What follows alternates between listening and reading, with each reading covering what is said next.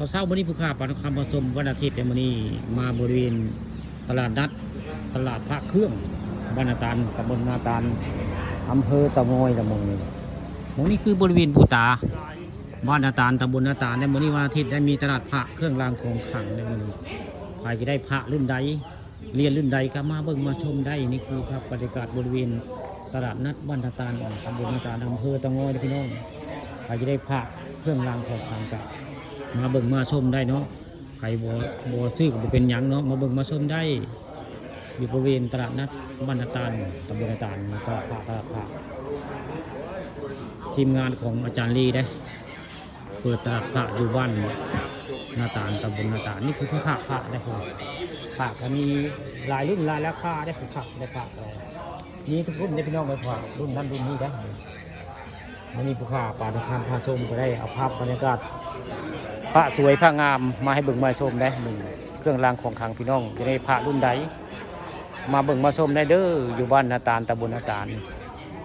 มีทุกวันอาทิตย์แล้วก็วันศุกร์นะมีพระผู้พระเหรียญและมีเมื่อนะจะได้รุ่นใดมีหลายราคาเลยมาทักทามมาติดต่อสอบถามได้เนาะงานตลาดพระบ้านนาตาลตำบลนาตาลทีมงานของอาจารย์ลีบ้านอ่างคำได้เพิ่นมาเปิดตลาดพระไว้ทุกวันอาทิตย์แล้วก็วันศุกร์พี่น้องนี่พี่น้องบันไดอยากเบิ่งอยากชมเรื่องพระเครื่องรางของขลังก็มาเบิ่งมาชมเด้อวันอาทิตย์เด้ออยู่บ้านนาตาลตำบลนาตาลบริเวณปู่ตาบ้านนาตาลตำบลนาตาลอำเภอตะงอยจะมีเครื่องรางของขลังนะพระมีหลายรุ่นหลายราคาเขาจะว่า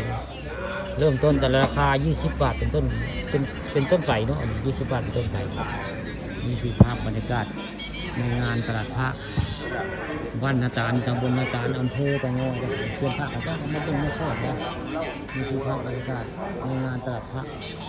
บ้านนาตาลตำบลนาตาลมีทุกวันอาทิตย์และวันศุกร์ไปที่โน่นเลยอย่างมาเฉพาะวันอาทิตย์กับวันศุกร์ที่เห็นนะเห็นพระเจ้ามาปล่อยพระ